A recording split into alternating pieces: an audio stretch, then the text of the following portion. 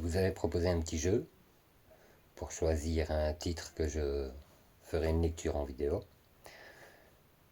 Une seule personne a participé, mais malgré tout, je ferai quand même.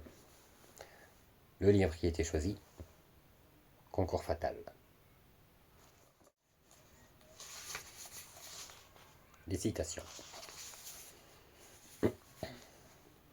Parfois, la mort n'est que le commencement d'une vie éternelle à venir.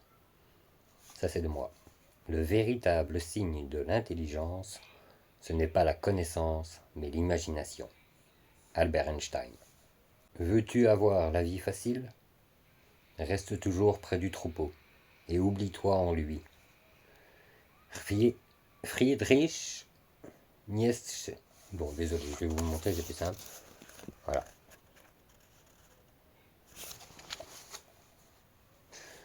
Plus facile à lire qu'à prononcer. À moi-même.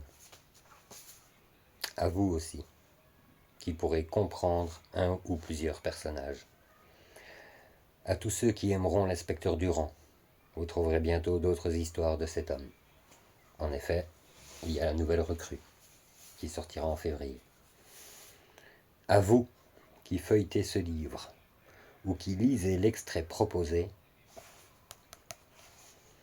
merci pour votre intérêt et peut-être votre achat.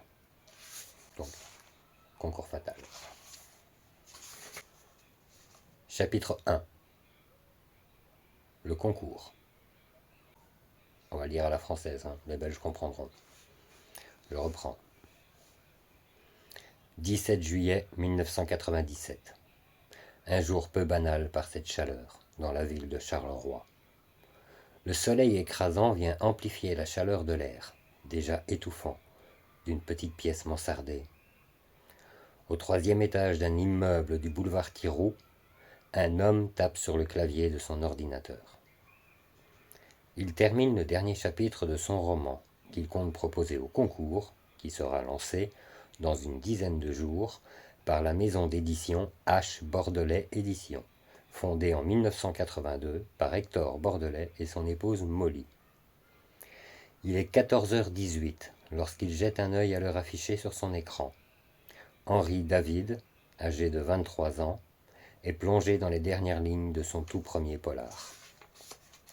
Ses lunettes sur le nez, ses cheveux bruns mi-longs, qu'il replace sans cesse derrière ses oreilles, il tapote frénétiquement ce qu'il croit être la meilleure scène de crime de son manuscrit.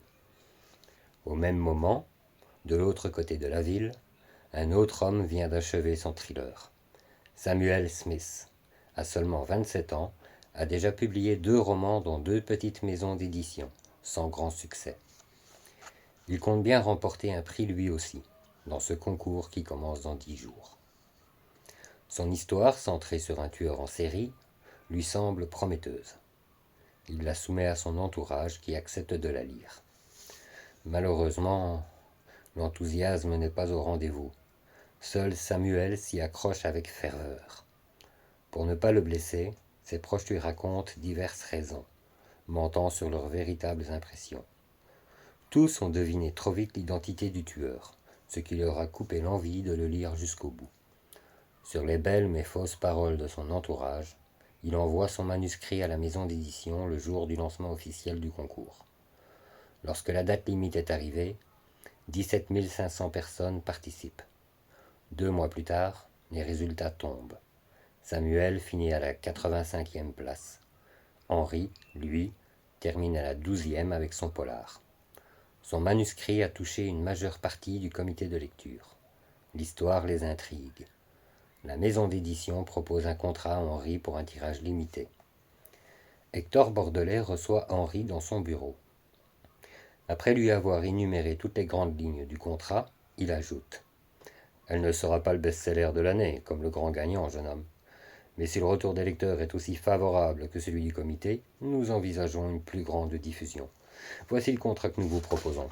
Vous pouvez le lire en détail si vous le souhaitez, dit-il, lui tendant les quelques pages. Henri accepte et signe le contrat.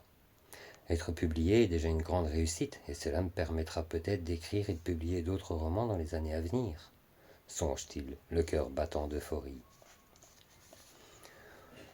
Quand Samuel a reçu les résultats du concours, il ne s'attendait pas à être si bas dans le classement.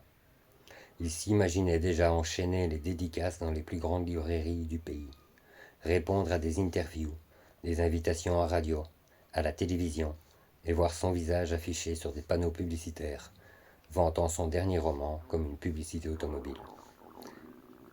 Désolé pour le bruit. Sa déception est tellement frustrante qu'il finit par exploser son ordinateur contre le mur du salon. Presque 4 ans après, le 23 avril 2001, Samuel écrit un nouveau thriller. Il a compris les quelques erreurs qu'il a pu commettre dans le passé. Un nouveau concours est annoncé, avec un dépôt de manuscrits prévu dans un mois. Une toute nouvelle maison d'édition fait un appel à l'écriture. Elle cherche de nouveaux auteurs spécialisés dans le policier et le monde de l'imaginaire. Samuel y voit une nouvelle opportunité de réaliser son rêve, être publié par une maison d'édition. De son côté, après l'édition de son premier polar, Henri David a pu profiter d'une grande rentrée d'argent pour s'acheter une jolie petite maison à la campagne. Un petit chalet coquet, moitié bois, de pin, moitié pierre brute.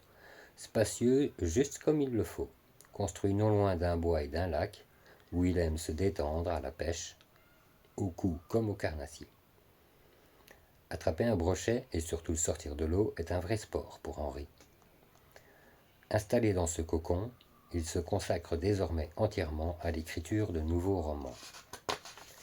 Il compte participer au concours de cette nouvelle maison d'édition en écrivant un roman fantastique.